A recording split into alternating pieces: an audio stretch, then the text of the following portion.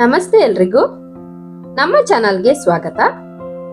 ಇದು ಒಂದು ನಿಜವಾದ ಘಟನೆ ಆಧಾರಿತ ಕತೆ. ಗಂಡ ಹೆಂಡತಿಯ ನಡುವಿನ ಪ್ರೀತಿ ಪರೀಕ್ಷೆ ಎದುರಿಸಿದಾಗ ಡಾಕ್ಟರ್ ಹೇಳಿದ ಒಂದು ಮಾತು ಅವರ ಜೀವನವೇ ಬದಲಿಸಿತು. ಕೊನೆಯವರೆಗೂ ನೋಡಿ, ಕತೆ ಕೇಳಿದ್ರೆ ಕಣ್ಣೀರು ಬರುತ್ತೆ. ಅವನ ಹೆಸರು ರಾಘವ, ಅವಳ ಹೆಸರು ಸ್ನೇಹ. ಸಾಮಾನ್ಯ ಮಿಡಲ್ ಕ್ಲಾಸ್ ಕಪಲ್. ರಾಘವ ಒಂದು ಪ್ರೈವೇಟ್ ಜಾಬ್ ಮಾಡ್ತಾ ಇದ್ದ. ಸ್ನೇಹ ಹೌಸ್ ವೈಫ್ ಆಗಿದ್ಲು.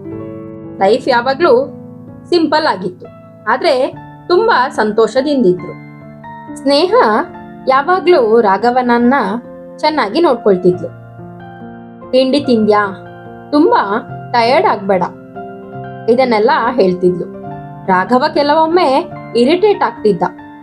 ಅಷ್ಟು ಓವರ್ ಕೇರ್ ಮಾಡ್ಬೇಡ ಅಂತ ಹೇಳ್ತಿದ್ದ. ಆದ್ರೆ ಅವಳು ಸ್ಮೈಲ್ ಮಾಡಿ ಅವನು ಹೇಳಿದ್ದನ್ನೆಲ್ಲ ಇಗ್ನೋರ್ ಮಾಡ್ತಿದ್ಲು. ಒಂದು ದಿನ ಸ್ನೇಹ ಸಡನ್ ಆಗಿ ಕುಸಿದು ಬಿದ್ದು ಹೋಗ್ತಾಳೆ. ರಾಘವ ಹಾಸ್ಪಿಟಲ್ಗೆ ಕರೆದುಕೊಂಡು ಹೋಗ್ತಾನೆ. ಟೆಸ್ಟ್ ಎಲ್ಲ ಆಗತ್ತೆ. ಡಾಕ್ಟರ್ ಸೀರಿಯಸ್ ಆಗಿ ಹೇಳ್ತಾರೆ, ನಿಮ್ಮ ಹೆಂಡತಿಗೆ ಕ್ಯಾನ್ಸರ್ ಇದೆ, ಅದು ಲಾಸ್ಟ್ ಸ್ಟೇಜ್.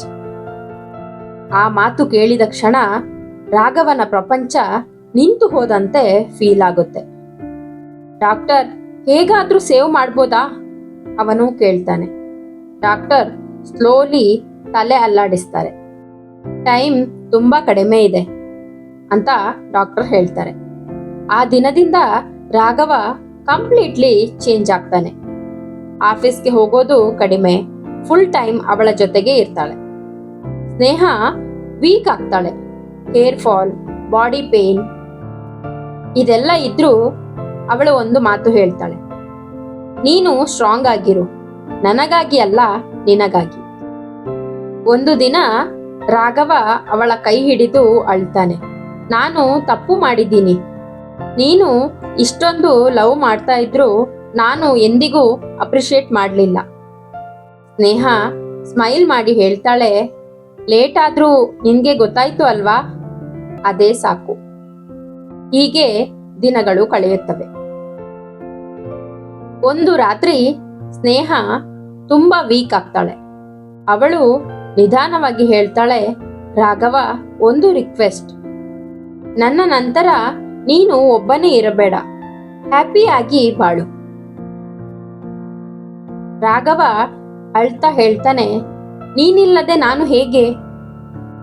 ಸ್ನೇಹ ಅವನ ಕೈ ಟೈಟ್ ಆಗಿ ಹಿಡಿದು ಹೇಳ್ತಾಳೆ, ನಾನು ಯಾವತ್ತೂ ನಿನ್ನ ಜೊತೆಯಲ್ಲೇ ಇರ್ತೀನಿ.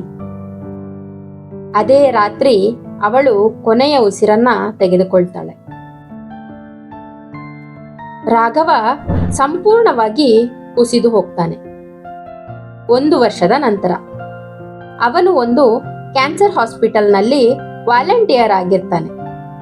ಪೇಷಂಟ್ಸ್ಗೆ ಹೆಲ್ಪ್ ಮಾಡ್ತಾನೆ. ಯಾಕಂದ್ರೆ ಸ್ನೇಹ ಲಾಸ್ಟ್ ವಿಶ್ ಇತ್ತು, ನೀನು ಇತರರಿಗೆ ಹೆಲ್ಪ್ ಮಾಡು. ಅವನು ಇವತ್ತು ಎಲ್ಲರಿಗೂ ಇನ್ಸ್ಪಿರೇಷನ್ ಆಗಿದ್ದಾನೆ.